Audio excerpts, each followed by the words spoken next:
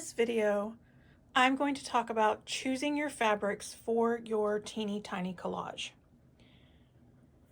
I'm going to use this little turtle from the teeny tiny group number 4 as the example.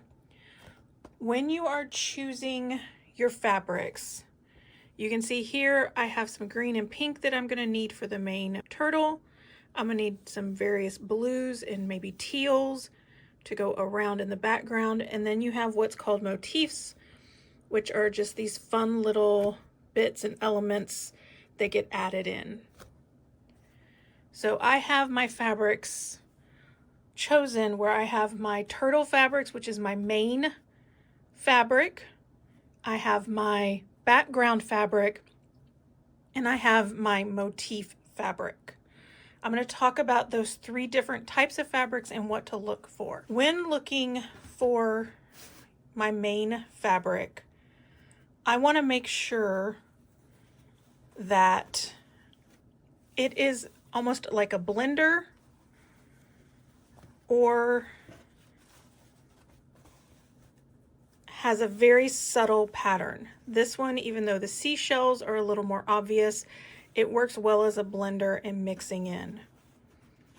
This one has a bunch of different colors.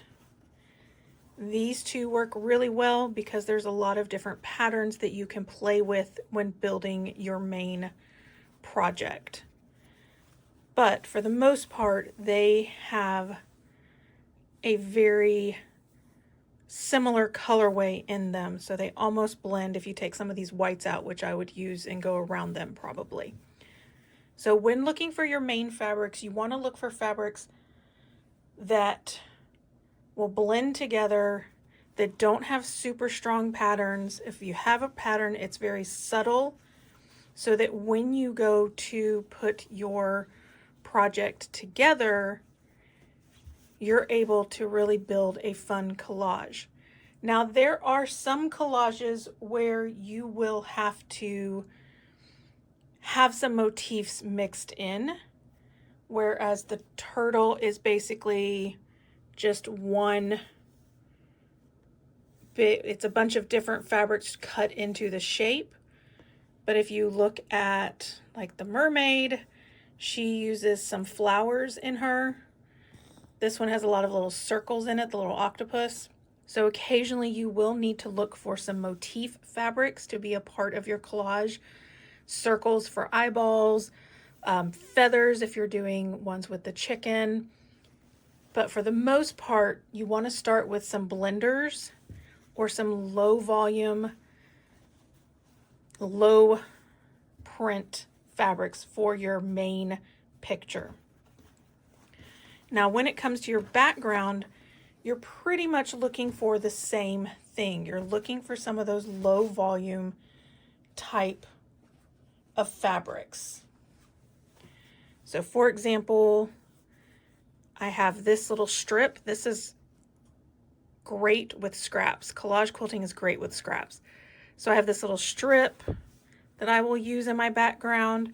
I actually have this one that has a little bit of motif in it, but it'll be a fun little addition into the background.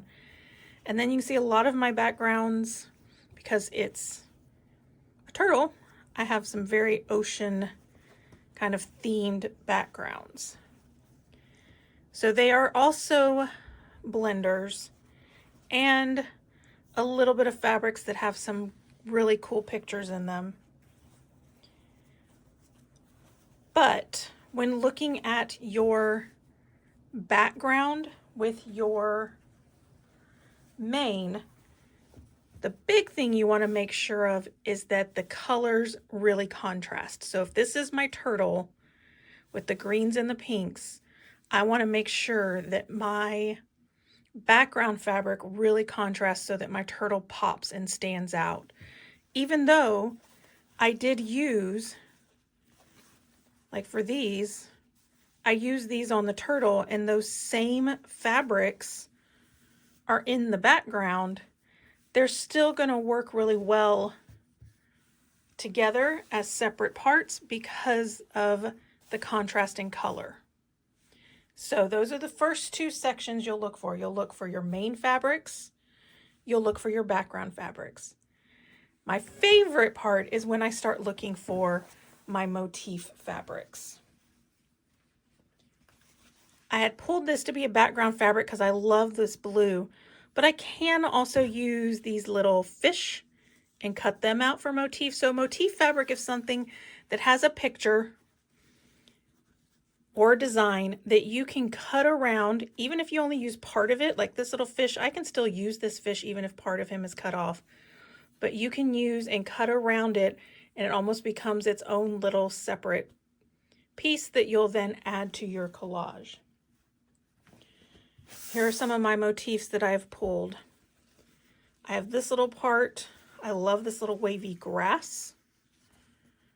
I have some little whales that I can cut out and put into my project. These really cool flowers and these little stems. Every little tiny thing can be cut out individually and used separately. This flower, if I didn't want to use the whole thing, maybe I could just pull this part out. You really start looking at your fabric in a whole different way. I've got some little mermaids, but then I also have these vines that will be really cool for my project. And this one, which doesn't look like it would be good for an ocean project because it's a deer, I see these branches and these flowers, or these branches, that I can add into my project. This leaf would be really cool in the ocean. So even when you first look at a fabric and you're like, there's no way that would be used, it might still be useful because I'm looking at each little tiny element and part. And then I have this fun piece where you can see I've already cut out and used part of it for something, with lots of different little details, lots of little fish, some turtles, a big octopus, lots of things that I can throw into my collage. So that is what you need to look at when you are thinking about picking fabrics for your collage. You have your main fabric, like I had my turtle. You have your background fabrics. Those are your contrasting fabrics that build your background. For my turtle, it's the ocean. And then you have your motif fabrics. Those are the ones that you're going to cut all the little parts out to really give your collage its artistic touch.